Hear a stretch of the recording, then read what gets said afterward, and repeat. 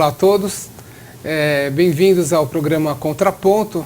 Desta vez estamos hospedando aqui, estamos recebendo o Érico Salluti, ele que é fotógrafo, ele é videomaker, diretor de vídeo, tem uma formação bastante ampla, um trabalho genial que nós vamos mostrar aqui. Ele é jornalista formado pelo Mackenzie, trabalhou na Agência Estado, trabalhou na Gazeta Esportiva, trabalhou na France Presse. Então ele tem um trabalho bem interessante, já profissionalmente reconhecido, um trabalho muito bonito. E a gente vai falar um pouco desse trabalho, vamos tentar mostrar um pouco no nosso programa o que é que ele faz e por que ele está aqui hoje, né? Por que esse trabalho chama tanta atenção. Então, bem-vindo, Érico. Obrigado pela oportunidade. E, assim, na verdade, eu vejo assim, você está em vários lugares. Vamos começar falando um pouco do teu último trabalho, que você falou que você foi para o Vietnã agora, né, recentemente, né? Estive no Vietnã. Na verdade, o último país foi os Estados Unidos, mas foi um trabalho mais voltado comercialmente, mais comum, né? Estive nos Estados Unidos por 17 dias. E antes disso eu estive no Vietnã, Portugal, Amsterdã e Vietnã. Nossa. E sempre voltado à cena musical, assim, a cena house, né? Sempre música eletrônica junto com... Você está trabalhando com o Alok, né? Com o DJ Alok, é isso?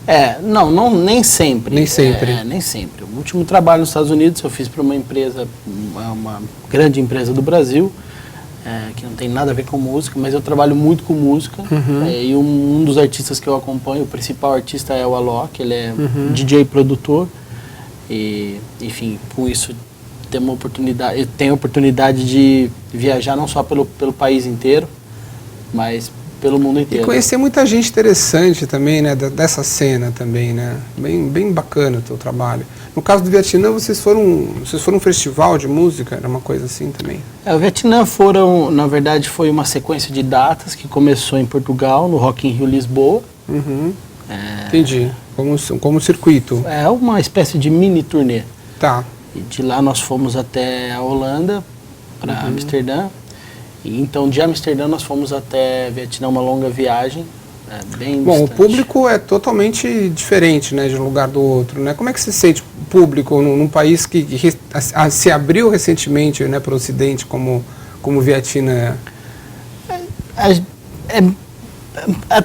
gente ficou até um pouco surpreso no Vietnã, porque não consegui imaginar o que a gente ia encontrar lá. Você sentiu receptividade por parte das Sim, pessoas, receptividade, assim. Mas é um país pobre, né? Sim. Então, assim, geralmente o mundo do entretenimento é a cereja do bolo, né? As pessoas dão preferência para comer, para sobreviver, e, enfim. E por ser um país pobre, a gente ficava imaginando o que a gente ia encontrar lá, né? Então, encontramos uma cena musical, encontramos pessoas que conheciam já a nossa música e hábitos, culturas muito diferentes. Até dentro da própria casa noturna, o pessoal consome muita fruta, né? Cigarro liberado. Então, é uma coisa que você não está acostumado a entrar numa casa noturna pequena e ter pessoal fumando à vontade, consumindo fruta a noite inteira, né? Mesas. Então, muita mesa, ninguém fica sem mesa. O pessoal não interage tanto em termos de dançar, mas se anima demais, mesmo sem beber tanto, mas bebe. Então, assim, é um pouco parecido, mas muito diferente, né? E tem produção musical, eletrônica local também? Rola isso? Quando você está viajando com um artista de renome internacional, sempre as pessoas vão te procurar, vão procurá-lo para entregar material, né? Então, assim, em todo local que a gente vai, acaba recebendo material. Eu produzo música, está aqui meu CD, meu pendrive.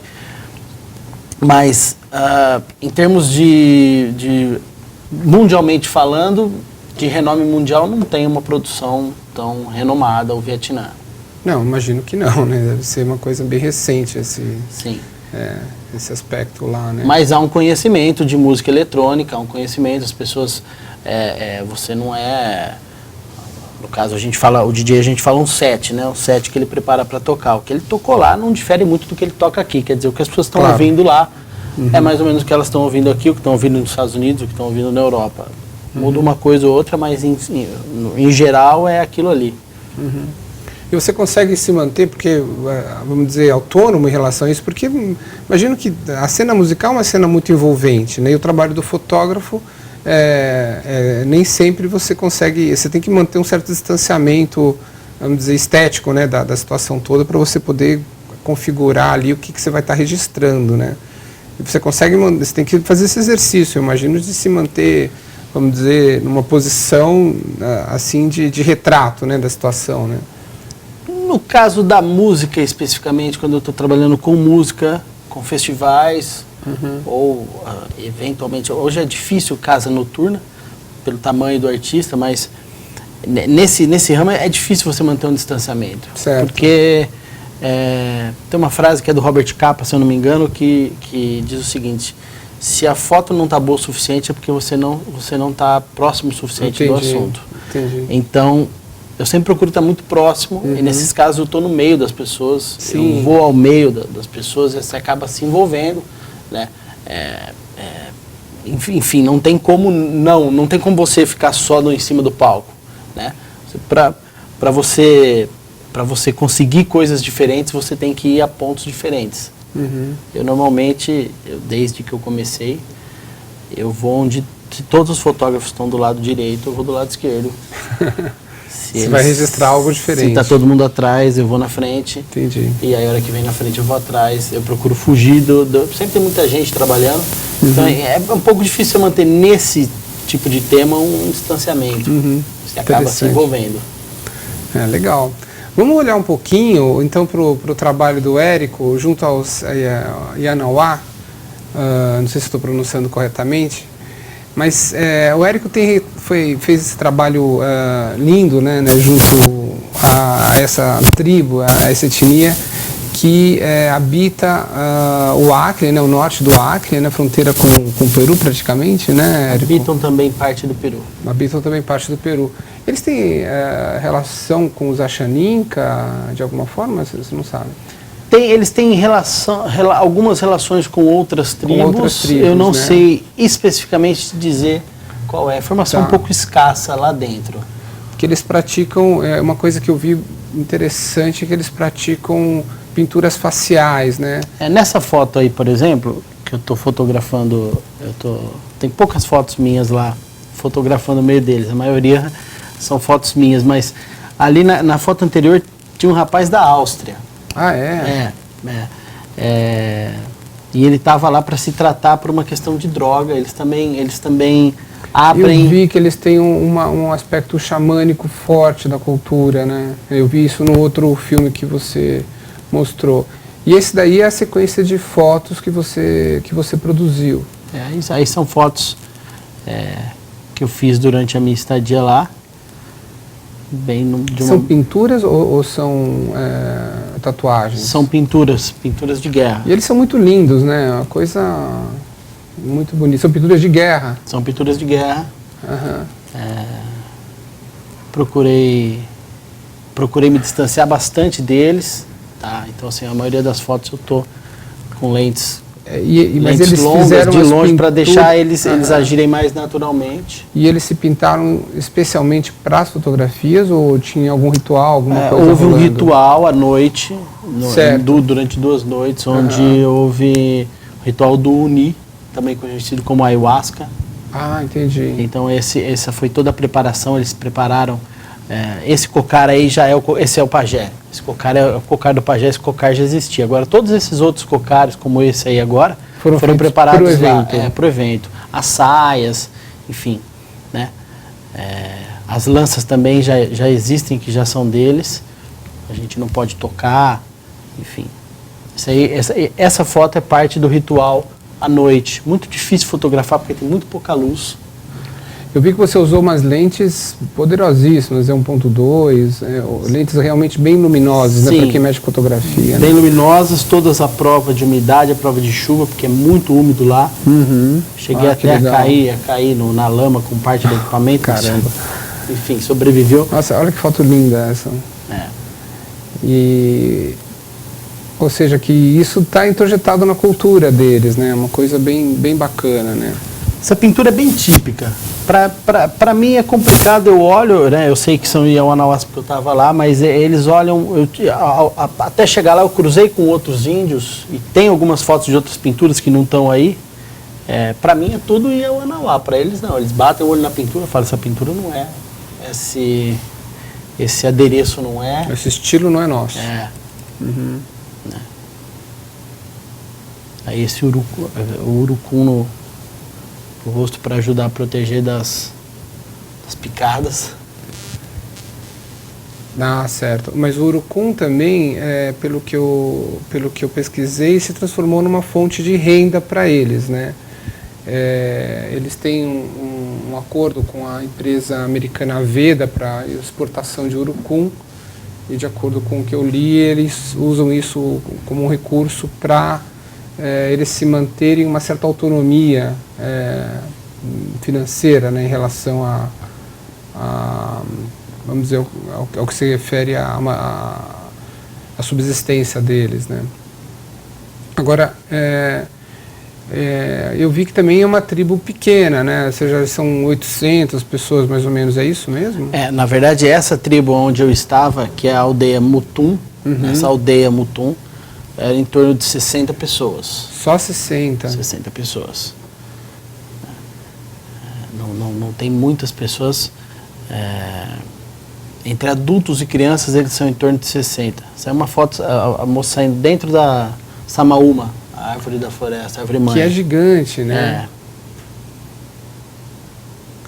E essa região, ela sofre também pressão de madeireiros, de mineração ilegal, alguma coisa do gênero? Então, a informação que a gente teve é que essa região está muito afastada, essa região onde eu estava, mas muito afastada mesmo da civilização.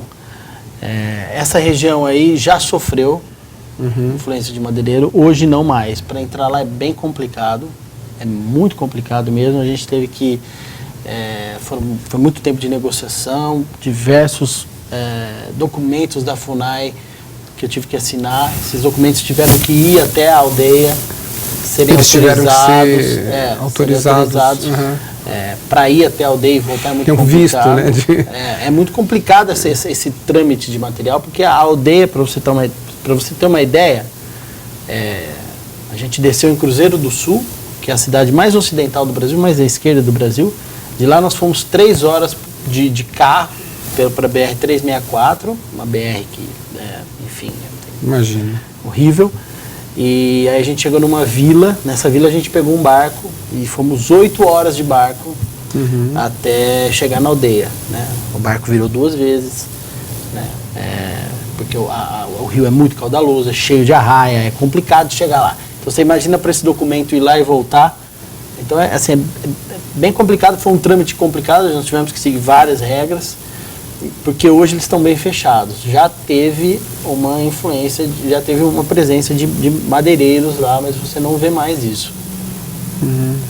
Até certo ponto do Rio Gregório, você vê pessoas brancas ou pardas, né? E depois não vê mais. Depois você só vê índio. E assim, e no caso, eles hoje, você, na sua percepção, eles vivem do que exatamente ali? Eles estão cuidando desse trabalho, basicamente de extração, né, da terra, né? É um pouco complicada a situação deles lá, porque hoje não nascem mais crianças lá. Não nascem? Não, eles levam as crianças para a cidade. Para nascer, porque estava morrendo demais. Esse é um dinheiro que eles recebem da FUNAI, porém, esse dinheiro não é suficiente. Certo. Para o básico deles. Segundo o que eles me disseram, uma viagem ida e volta de barco até a margem da BR-364 fica R$250 de custo, né? E cabem 6 pessoas no barco. Então, assim, eles não conseguem ir sempre, né? Eles não vivem como viviam quando o Brasil foi descoberto, mas eles vivem praticamente dessa maneira. A única benfeitoria que eles têm lá é um gerador. E eles mantêm a língua local? Eles mantêm a língua local. Mas eles têm um gerador lá que puxa a água do rio por uma caixa d'água para eles poderem tomar banho à noite. É complicado você entrar no rio à noite cheio de arraia. Imagino, né? que sim. Então assim, tem uma caixa d'água, então ali para eles poderem tomar banho à noite, e assim, mais nada. E tem uma lâmpada para a aldeia inteira, que eles acendem na hora da janta. Mas eles usam fogo. Eles usam fogo, mas assim, é porque eles me falaram, quando o homem conhece a facilidade, o índio conhece a facilidade, o sal, o açúcar e a energia elétrica, é difícil viver sem. Né? Então eles têm sal, têm açúcar e tem a energia que é um elétrica. Vício, o açúcar, né? Entendi. Só que assim, eles não têm, às vezes não tem dinheiro para comprar, não tem como colocar o combustível, não tem como ir buscar, não tem o que eles produzem lá, que eles produzem no artesanato, não tem para quem vender, dinheiro físico, não tem para quem vender. Então, por exemplo, eles pediram pra gente as nossas galochas, eles pediram pra gente as nossas redes, a gente levou rede com mosquiteiro, eles pediram tudo.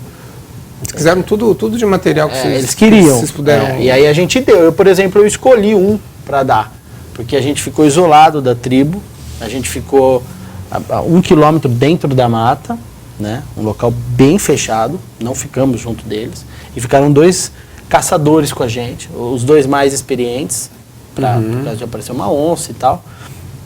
E eu queria dar para esse caçador as minhas coisas, porque ele me protegeu lá, mas ele não aceitou.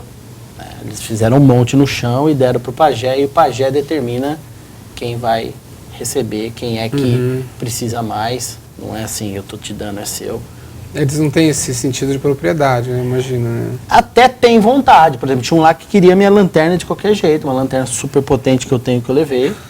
Ele queria porque queria, mas ele falou, eu não posso, eu vou ter que dar para o pajé, e o pajé vai determinar para quem ele vai dar essa eu lanterna. imagino que o critério é esse, né? E hoje eu imagino que até um critério de sobrevivência, né? Porque se eles quiserem superar as dificuldades coletivas, eles têm que estar junto, né? Sim.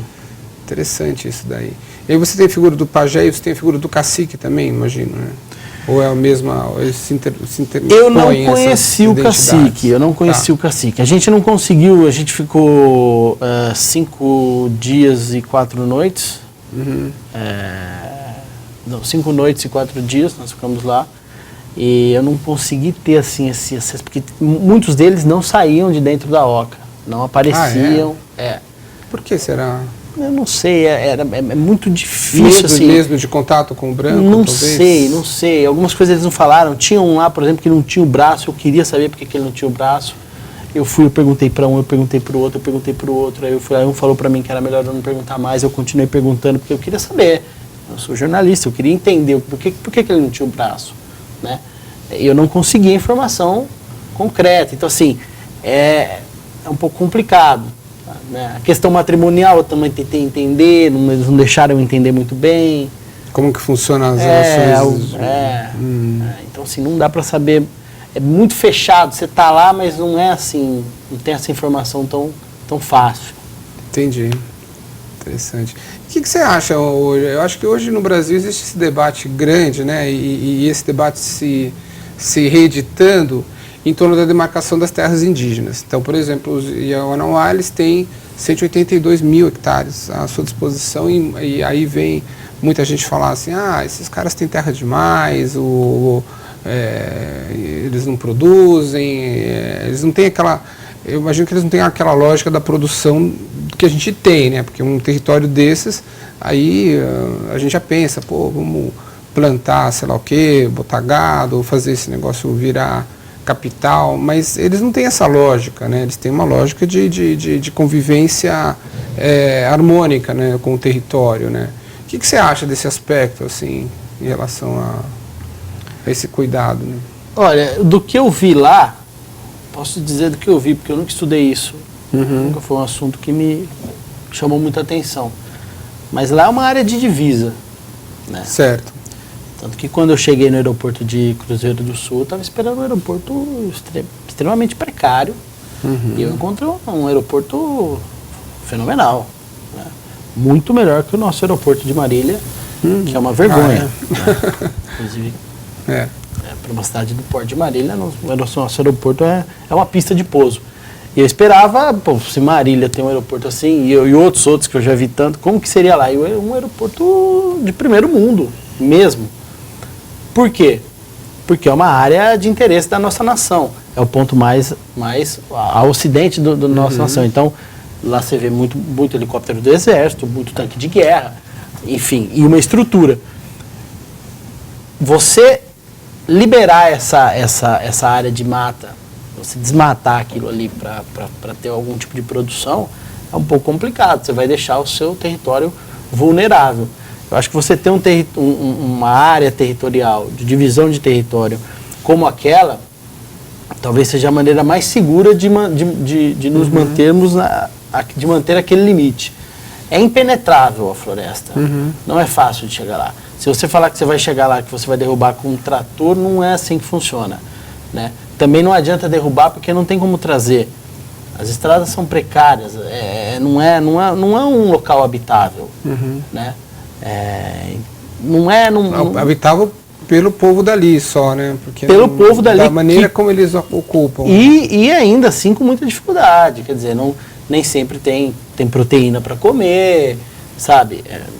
Eles conhecem a mata, eles nasceram na mata e eles passam problemas com a mata, né? Essa questão da divisão da terra indígena, se fosse para dividir entre os índios, tudo bem, mas para dividir entre o homem branco aquele pedaço do país eu acho um pouco complicado. A nossa logística está toda para cá, e para cá já é muito ruim a nossa logística. Péssima, né? Então para lá fica completamente inviável. Né? Quem que quer ir lá? Vai fazer o quê? Me mostra um plano de negócio, mas não tem nenhum plano de negócio que se adeque lá. É impenetrável. Quem acha que quem foi num bosque, em alguma cidade, entrou numa mata e acha que é mata fechada, não sabe que é mata fechada. Até você entrar no meio da floresta amazônica. Sim. Eu acho que a gente tem muito a aprender com eles, né? Apesar de a gente não saber lidar direito com isso, né? A minha visão é que a gente tem muito a aprender, né? Eu vi nesse vídeo do Alok, né, que ele teve uma experiência, né? Pelo menos ele conta isso, né? Que ele teve uma experiência significativa ali, né?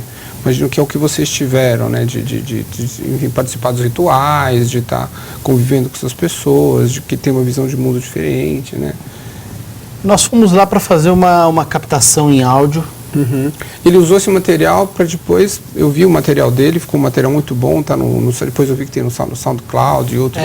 No meu site também, se entrar, né? Depois a gente pode colocar. Com material com presença. Os endereços. Força, no próprio YouTube, se você colocar Alok e a Wanawá, qualquer um consegue ter acesso ao documentário. O documentário, na verdade, foi um presente da Cavaleira, é uma grife brasileira, para os Yawanawás. O Alberto Iar, que é o proprietário, eu não sei muito bem de que maneira, chegou até eles, foi até lá, ficou encantado com os desenhos e as pinturas corporais. E os sons também, né? De início com a parte de imagem. Tá. Fez algumas fotos, voltou e montou uma coleção baseada naquilo. Entendi, legal. E desfilou na São Paulo Fashion Week, se não me engano, do ano passado. Essa viagem foi no ano passado. E trouxe eles para desfilarem, e foi um sucesso. Os veículos de comunicação do mundo inteiro divulgaram isso. E eles, em São Paulo, pediram para o Alberto, falaram: pô, Alberto, legal, tal, maneiro que você divulgou as nossas pinturas e tal, mas a gente queria que, de alguma maneira, você ajudasse a levar a nossa música, que é o que pra gente é mais importante, né? E aí, como que ele não sabia como fazer? E aí, acabou conhecendo o Alok. O Alok é um produtor, ele não é só DJ, ele também produz música. E aí teve a ideia de levá-lo até lá e a gente gravar. A ideia era ir gravar eles cantando, mas eles cantam sobre o efeito da ayahuasca, que para eles chama Uni. Eles bem alto já, bem em transe. Então, para isso, a gente precisava participar desse ritual. Para esse ritual acontecer, eles precisariam estar pintados, como você viu nas fotos, eles precisariam estar vestidos. Então, várias coisas que aconteceram. O ritual tinha que ser à noite, um breu total, né? Ele vira a noite inteira. Mas essa não foi uma experiência que você você fotografou, eu vi que tem imagens, né? Mas imagino que você estava participando daquilo também, né? Tem vídeo, não tem foto, tem vídeo, essa parte da participação, tem um pouco, mas eu também, todos nós participamos. E como foi para você participar desse ritual? Na verdade foram 2 noites, né? Eu sou uma pessoa muito cética. Sim. Então eu fui lá disposto a ver o que ia acontecer. E na primeira noite eles deram uma quantidade muito pequena do Uni para nós. Colocaram muito medo na gente, em tudo. Eles colocavam muito medo, cuidado, tal. E aí na primeira noite você fica meio assim, tomamos, ninguém surtiu muito efeito assim, né? Mas daí na segunda noite, eu até conversei com o pajé, falei, eu gostaria de sentir, de ter essa abertura, de me encontrar comigo mesmo e tal. E aí na segunda noite ele me prometeu que ele ia me dar uma dose maior e que a gente ia conseguir, né, entrar em transe como eles entram, que na verdade tem um nome específico que agora eu não me esqueço, a força, sentir a força. Sentir a força. E aí na segunda noite, a gente estava lá preparando, gravando e tal. Começou o ritual começou por volta de 6 horas da tarde, hora que anoiteceu. E aí a gente começou a tomar, ia fazer parte do ritual e começou a cantar e tal. E o primeiro... Bom, além de tomar, você tem que cheirar rapé. Mas o cheirar rapé, no vídeo tem, não é eu cheirar rapé, que nem quando eu era menino, eu cheirava na escola rapé, eu comprava um rapé que vinha numa latinha, colocava um pouquinho aqui, cheirava e espirrava. O deles parece uma lança assim, você coloca uma quantidade de rapé, que é uma bola de rapé, coloca na ponta, coloca no nariz e a outra pessoa sopra. Nossa, então, entendi. Aquilo entra praticamente no cérebro, né? Misturado com o Uni. Então, assim, a hora que a gente começou a tomar, o Alok caiu, o Alok desmaiou, né? Entrou em transe, uma transe que ele explica no vídeo. Depois não aparece no vídeo, a pessoa que estava co-dirigindo comigo, o Brasil, meu amigo de Aracaju, caiu também. Aí eu tomei conta da câmera dele, fiquei com 2 câmeras. Aí caiu o Flávio, do áudio. O Brasil e o Flávio caíram mesmo, desmaiaram e apagaram. E aí ficou eu lá, meio em transe, meio gravando. E você achou que foi uma experiência válida de introspecção, assim? Cada um de nós... Ou foi só uma viagem? Cada um de nós viu de uma maneira. Para mim foi só uma viagem. Tá. Para mim foi só uma viagem. Para mim foi algo meio alucinógeno. Tá. O Brasil mudou a vida dele. Ele até hoje, já vai fazer 1 ano, ele está até hoje com a pulseira no braço. Ele não tirou a pulseira, a mesma pulseira que os índios usam. Ele um monte de... entrou na vida dele. Pro Alok foi muito revelador. Sim, ele conta isso no documentário. Conta isso no documentário. E pro Flávio também, de certa maneira, eu fiquei um pouco distante disso. Então tem uma coisa de maneira. Predisposição da pessoa também, né? A entrar um pouco na experiência. Sim, né? mas é óbvio que aquela substância age no nosso cérebro de uma certa maneira. Que é natural. Aí você pode lidar com isso de diversas maneiras. Muito legal. Mas de qualquer forma são experiências que são válidas, né? São parte da nossa cultura, são parte da nossa... são coisas antigas, né? Os índios têm inúmeras... A gente né, na verdade, as pessoas entram em parafusos, né? Em religiosos, em consumo, que também são uma forma de alienação, né? Vamos dizer, muito forte, né? Então eu imagino que ter uma experiência dessa num lugar tão distante deve realmente ser bem interessante de qualquer forma para quem se dispôs a isso, né? De início a gente não iria fazer essa experiência. Claro. Mas até eu propus lá, eu falei, a gente veio até aqui. A gente está numa cultura que é milenar. Claro, faz parte da a gente tem a possibilidade de fazer, eles deram a possibilidade da gente fazer. Nos passaram uma certa segurança, apesar de terem muito receio. Passado um pouco de medo, achar que isso aqui é uma festa e tal. Mas passaram uma segurança, eles sabiam o que eles estavam fazendo, eles sabiam quais eram os antídotos que cortavam, por exemplo, quando um desmaiou, o que dava para a pessoa voltar e tal. Então, por que não participar? né? Por que não, já que você está diante de uma coisa tão difícil, por que não entender um pouco mais? Muito bem. Eu acho que é válido.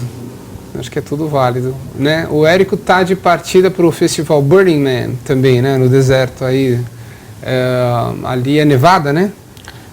Deserto acho que é de Mojave. Mojave, é a Califórnia. É Nevada. Mojave, Califórnia, é Nevada. Entre Califórnia e Mojave. Exato. Muito legal. E eu acho que nós vamos querer depois escutar um pouco dessa experiência também, né? Parabéns pelo seu trabalho, belíssimo. Ele também tem umas imagens lindas aqui de Marília, da região, feitas por drone, com uma sensibilidade muito grande. A gente vai, né, quando for possível, mostrar também isso.